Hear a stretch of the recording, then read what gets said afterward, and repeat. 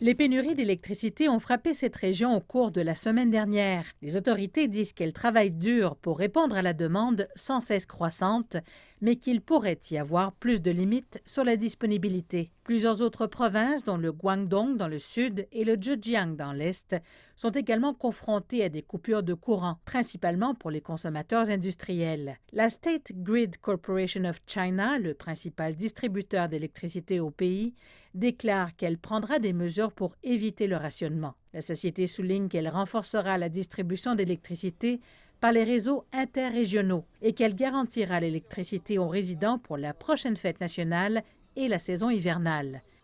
La province du Liaoning, dans le nord-est de la Chine, a connu sa première panne d'électricité en 17 ans. La panne a affecté les entreprises et les résidents de différentes manières, beaucoup affirmant que le désagrément en était le pire. Nous avons subi une panne de courant dans la matinée. À ce moment, nous ne pouvions pas cuisiner car nous n'avions pas d'électricité.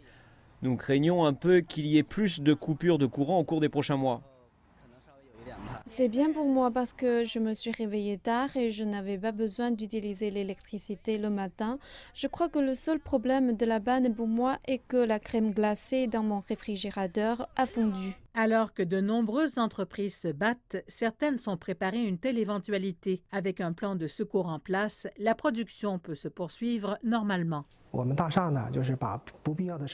Nous avons près d'1 millier d'employés dans notre immeuble de bureau. Nous avons un double système d'alimentation qui peut répondre à notre demande d'électricité lorsqu'une source est coupée. Tout notre personnel est en mesure de continuer son travail. La branche du Liaoning de la State Grid, la société publique d'électricité, explique pourquoi certains résidents de la province subissaient des pannes de courant. Nous avons constaté un écart énorme entre notre approvisionnement et la consommation. Cet écart pourrait provoquer l'effondrement du réseau électrique local. Donc, afin d'assurer la sécurité du réseau électrique dans la province du Liaoning, causée par le manque d'électricité, nous avons dû couper l'alimentation électrique dans certaines régions.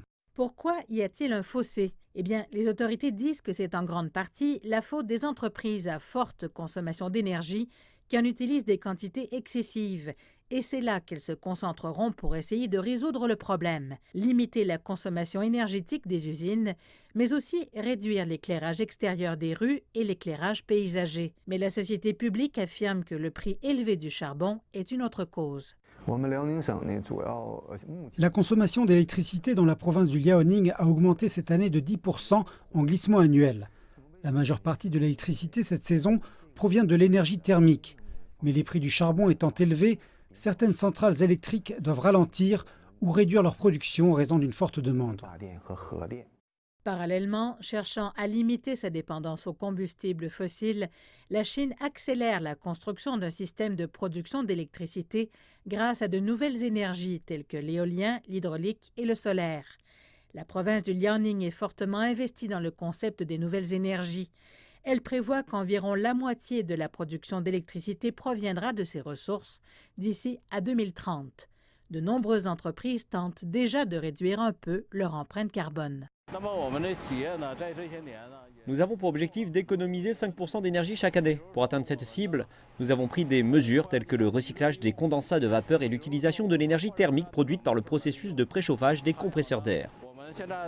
Les responsables de la région du Nord-Est se sont engagés à garantir l'électricité et à éviter les coupures de courant aux résidents, tout en stabilisant l'approvisionnement en charbon pour l'hiver à venir.